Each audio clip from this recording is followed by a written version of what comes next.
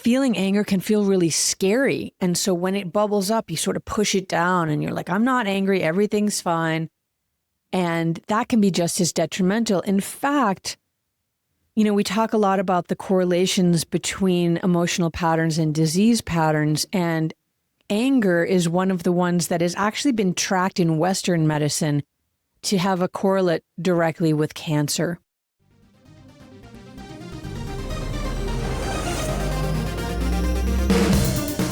Welcome to the world of energy, where science meets spirit.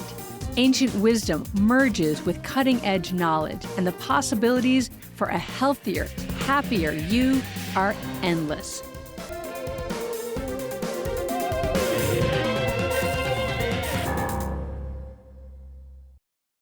Hi everyone, Lauren here with another episode of Energy Works on a very cold mid-June morning. I'm still, as you can tell, I got a hat on and I'm bundled up, and it's been a very cold, wet, and rainy spring, which is actually a good thing here in northwestern Montana because every drop of water we get now helps to mitigate the chances or the outcomes of fire season when it begins. So, as a lover of cold weather, I'm not unhappy about this, but definitely there's been some drowning plants in the garden because it's been rainy. And what I want to talk about today, we've just had so many episodes about play and lovely uplifting. And I want to uplift us in another way because I want to talk about anger. And we're at the end of the spring season, and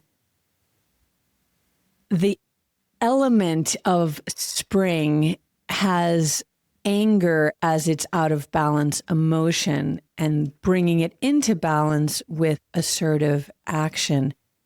And even though that is the primary emotion of spring, all of the emotions exist all the time. It just feels like this spring season, or any spring season, has more of a propensity towards that element being out of balance.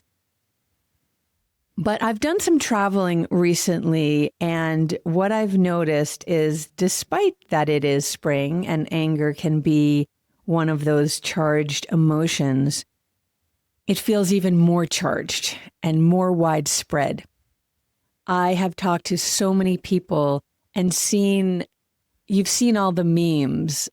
And I saw a woman walking off the beach with a t-shirt with a little kitty on it that says, "I am enraged." And there's a whole series of kitty t-shirts and memes. I'm a rage kitty and all of that kind of thing. And I've spoken to people who talk about feeling impotent rage. Rage is like anger on steroids, and there is a lot of it in the world right now, and for good reason. There is a lot to be angry about. And anger is an incredibly interesting and powerful emotion.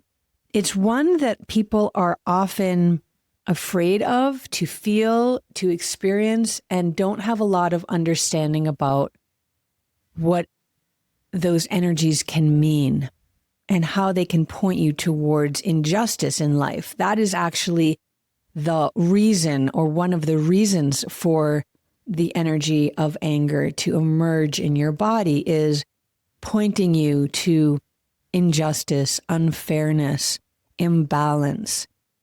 And in the best scenario, we take that and we transform it with our own wisdom body, our own knowledge and wisdom of our lives, and our own ability to work with our emotions so that we don't just act out with the emotional anger stimulus, but we transform it and transmute it and discern what is the action to be taken. But that requires calmer heads to prevail. And the whole issue with anger is that it sort of disrupts that calmness. And it can really feel like you're out of control. And when you see people who are angry, they feel or seem out of control. And that anger can be terrifying, both to the person experiencing it, acting out on it, and to the people around the anger. And it seems to me that anger is like the primary emotion in the world right now. There's a lot of it. And there's a lot of valid reasons for it because there's a lot of unfairness in the world. But a lot of the anger is also curated by people trying to co-opt your anger for their purposes. And then we just start to see movements of anger and rage throughout the world on every side of every aisle. Everybody is just literally pissed right off. So, what do? What can we do about that? The flip side as well, before we figure out how to mitigate the anger that we do have, is the people that don't feel or experience anger at all. So they say. And I've had that experience and shared that with, maybe, I'm not sure if I shared that with y'all here on the pod or not, but I have had assistants. One in particular, I remember, lovely, lovely woman who I adored working with. And we would go around the country leading energy medicine yoga teacher trainings. And in the teacher trainings, because part of the lineage that we work in, we work very strongly with the emotions. This is why so many people are drawn to EM yoga, because we really take into account the emotional body and how to work with that. And so we teach that. We teach you what are the 5 umbrella emotions: out of balance, in balance, how to recognize them, how to work with them, how to release them. And so we teach that. And we write about it, we journal about it, we feel it in the body, we have all these techniques. And this assistant of mine would always say that she's just not angry. She's not an angry person. She never felt angry. She doesn't feel anger. And I don't know, we went through 5, 6, maybe 8 of these trainings. And all of the sudden, after doing this deep work over and over and over again, as a guide for other people, so you really get vulnerable when you're helping other people through this work, she tapped in. And boy, did that anger run deep. And I think for a lot of women especially, we weren't allowed to feel anger. That wasn't an emotion that was given to us or modeled for us in any kind of healthy way. It's actually funny. I have... next to my camera, I have a little picture. That's one of the little tips that people share with you if you do a lot of camera work, to have a picture of somebody that you can look at that makes you happy, and so that it doesn't feel so weird that you're just staring into this void of a camera lens. And the picture that I have is my father and I at one of those photo booths where you get like 4 pictures in Paris when he went with me over to Europe to deliver me to my semester abroad. That was in Stirling, Scotland. And we spent time in Paris and on the northern coast of France and in London and England. And then he dropped me off. And my father was a very angry man. And he had a lot of meanness and cruelty in him. And of course, now my understanding is I can look back and see the traumas that he underwent and how he did not have any support to go through those traumas. And that's how they kind of solidify into your energy bodies and then become part of your personality. And that was a part of his personality. And he could be very scary to be around. And so it's interesting that I have that picture up. I love my dad. He died very young. And I had a lot of anger towards him for dying young, so that I didn't get to have my adult life with him and didn't get to work out any of my issues with him. And also for being really mean to me when I was a little girl. And I see as well the lineage of anger in my own family and how it has gone down not only through my father, but through the matriarchal line as well. There was a lot of rage and anger from my great-grandmother to my grandmother to my own mother and all of her siblings to my generation. And I also see it in the next generation, how the anger that is trickling down is leaking in. And so for those of you who don't feel like you have facility with this emotion, in other words, you don't allow yourselves to feel that anger because it wasn't safe, it wasn't offered to you or modeled to you how to work with emotions in a healthy way. Feeling anger can feel really scary. And so when it bubbles up, you sort of push it down and you're like, I'm not angry, everything's fine. And that can be just as detrimental. In fact, we talk a lot about the correlations between emotional patterns and disease patterns. And anger is one of the ones that has actually been tracked in Western medicine to have a correlate directly with cancer. And so this is an emotion that holds an unbelievable amount of energy. And when we unleash it for good in the world, we can have radical change and transformation. You can think about any of the movements of the world, the civil rights movement, the women's rights movement. Those were born from the anger and rage at being denied your personhood and your own rights to your life. And so it's a very powerful emotion, and it can lead to very beneficial outcomes. And it can also lead to really tragic and challenging and difficult outcomes.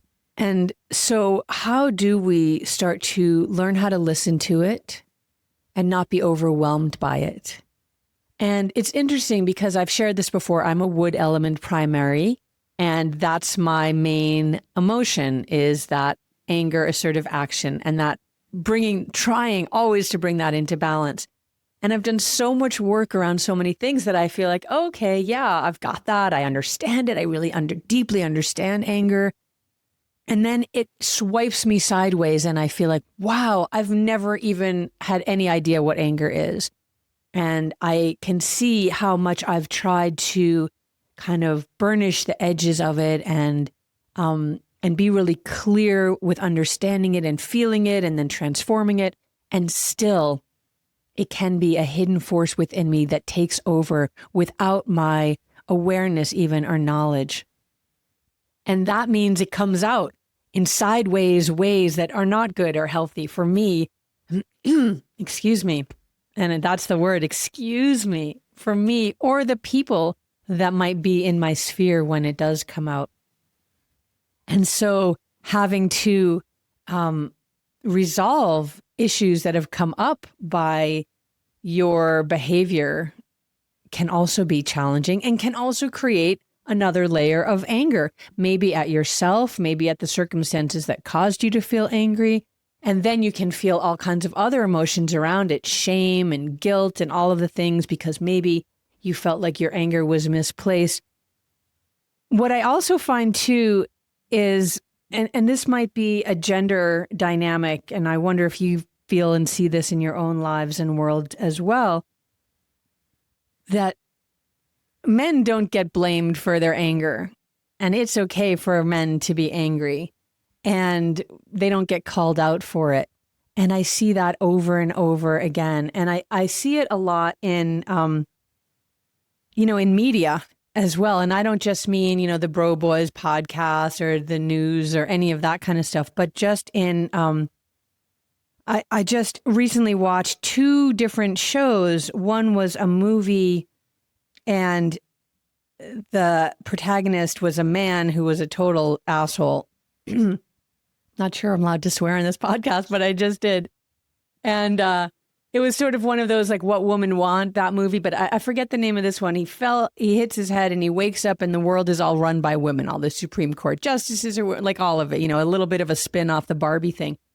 And all of a sudden now he's the man in the room, the only man, the token man in the room of all the women executives. And he's trying to get his point across and no one's listening to him, and they're belittling him and, calling him honey and, he's getting upset and they're like, don't be upset. You're so emotional. And then that gets more upset. And it was just such a skewering of how women are often treated, that anytime your emotional life emerges in a really strong way, it gets batted down. Oh, don't worry about that, honey. It's no big deal. Or why are you getting so twisted up about that? And is it your time of month? And they actually said that to him in the film. It was actually quite lovely and skewering.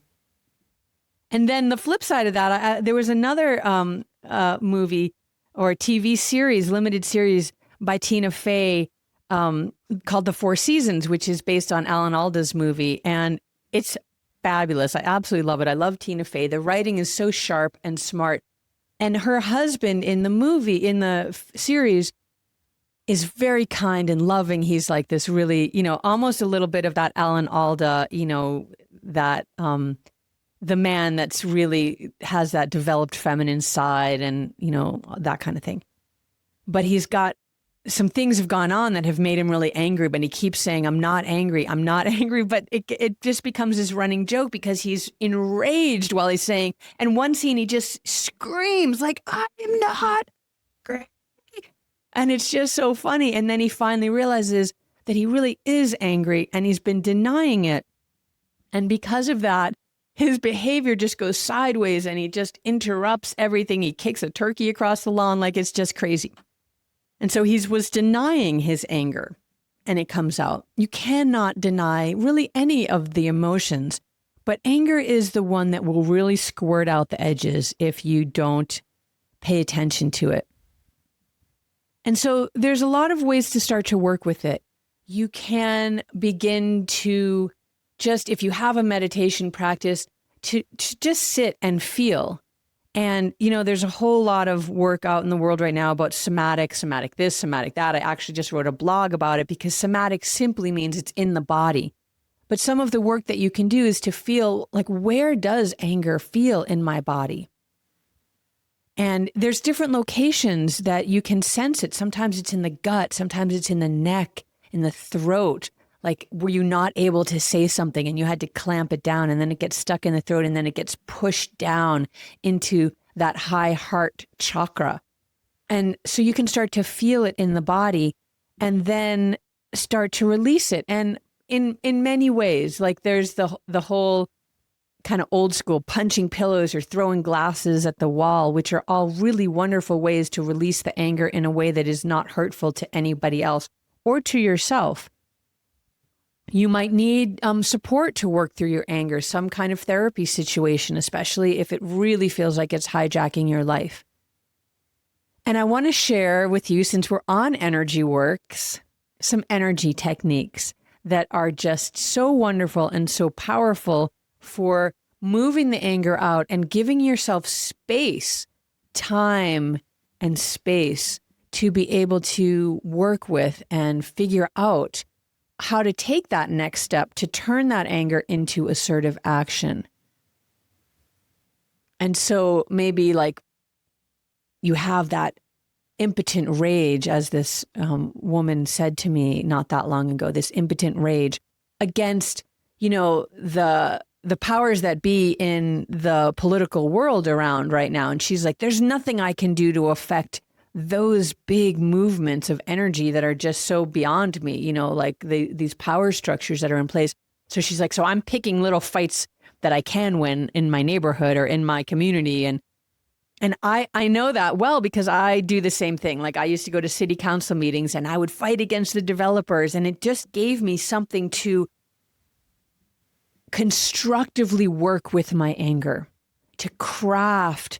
The pen is mightier than the sword. And I would write these letters and read them out loud. And people would be like whipped up into a frenzy of like excitement and like, yes, we can do this. We can stop things from happening in our communities that we don't want, like all these data centers, right? Like rage rising up. And then we take it to the ways that we can really actualize change. And so that energy, which is massive, is used for massive good instead of continuing the destruction. That whole eye for an eye, then the whole world is blind is not a good use of your anger energy. But in order to get to the point of how to use it well and wisely, you have to sort of understand it, which is that feeling sensation in the body, or some of these techniques that I want to share with you right now. I'm going to push back a little bit away from my desk so you can see a little bit more of me and share with you. This movement is called Expelling the Venom. It's alternately called the blowout. Either one of those tells you everything you need to know. Expelling the venom. Like the venom of the snake will kill you. And so you need to get it out. And the blowout, I think about like that big, ganky, greasy hairball in the sink that means like the water's not flowing or going down. You have to blow that out of the pipe so that the water can flow again. And so that you can flow into what is the next thing for you to do. The sounds, these beautiful 5-element sounds that came from ancient China 5,000 years ago, also help to move this energy out of the body and out of the organs where these emotions tend to reside. And for anger, it is the liver and the gallbladder. And so even just the word gall, right? You can sort of, you hear that, you know what that means. It's sort of it's a sidestep of anger. And so these sounds help to move energy as well. So what we're going to do here, and there's bigger ways to do this and smaller ways to do this. And because I'm sitting at a desk here, I'm going to do it in a bit of the smaller way. No less potent. You're going to make fists, which are the physical embodiment of anger.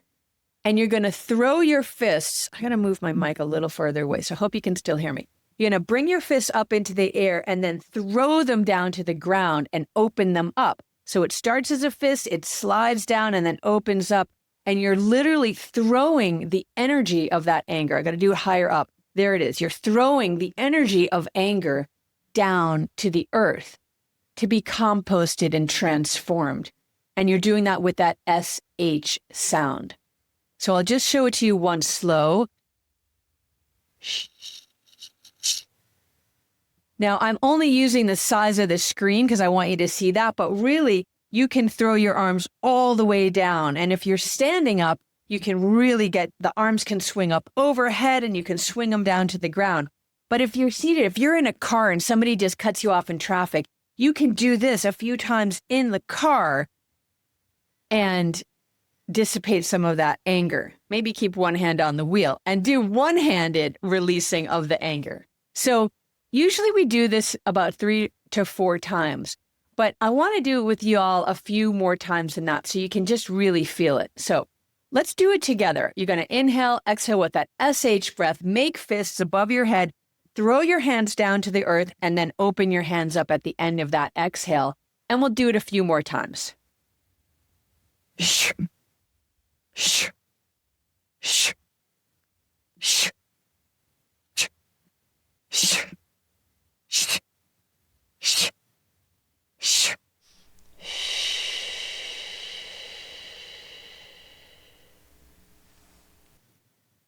Just a few times in of those, and I already feel like a little bit of giddiness, a little of this other transformative energy kind of taking the place of that anger. It happens very quickly. And then you notice at the very end, I did a long exhale with that SH sound. Shh. And you can hear in that very soothing, almost childlike soothing, like it's okay, it's okay. And so there's a piece of that soothing inside of this technique that it's going to be okay. And so I really like to do that at the end, that long, slow exhale that kind of brings you back into that calming place. And I'll show you one last thing that's also a really lovely way to help metabolize your anger. And it's a very simple hold where you bring the heels of the hands to the temples and then the fingers drape over the forehead. And so if you're watching now, you can see my fingers are over the forehead as if I'm kind of just sort of holding my head here, which is exactly what I'm doing. And the heels of my hands are right next to my eyes. So I can open my eyes and see, but I like to close them and just hold here and make that same SH sound. Shh.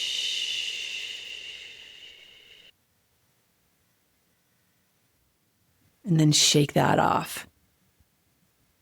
It's a good one to do like lying in bed at night when you're trying to process, like, what is it that I'm so angry about and how can I release it and all of that. And this is not casting the anger out. I mean, it is casting the anger out, but it's not casting the anger out. What it's doing is metabolizing the anger. It's not denying the anger. It's not like get out of here anger, because anger is there to give you some really valuable information. And it needs to be heard, listened to, responded to. And then the energy of it, that kind of fragmenting energy that feels so dangerous and destructive when you feel it inside you, that energy gets released.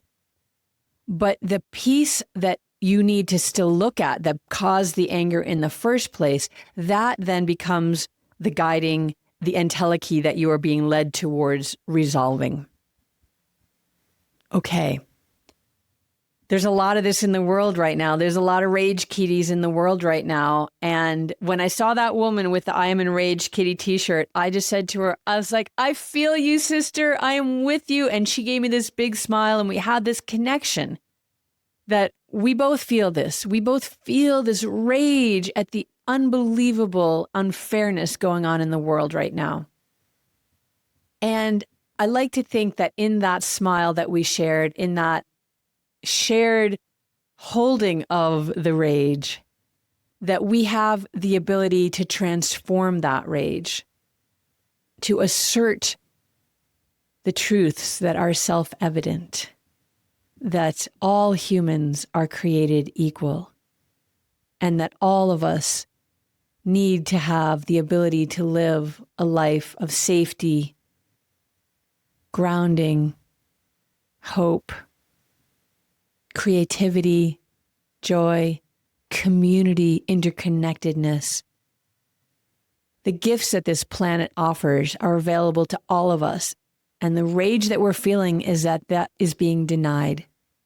And if we can take that rage and turn it into the active and activism that we may need to make right what is wrong in the world, then your anger is for a very good purpose.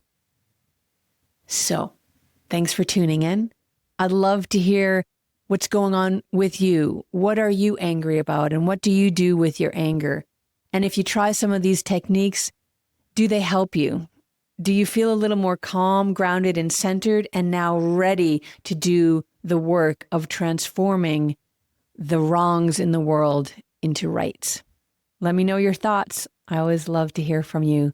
Thanks for tuning in, and we'll see you next time on another episode of Energy Works.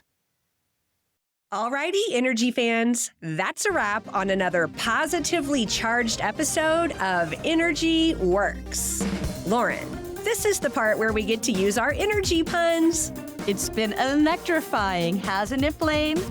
We hope you've enjoyed it as much as we have. If you're feeling amped up and you want to keep your energy flowing, be sure to hit that subscribe button on your favorite podcast platform.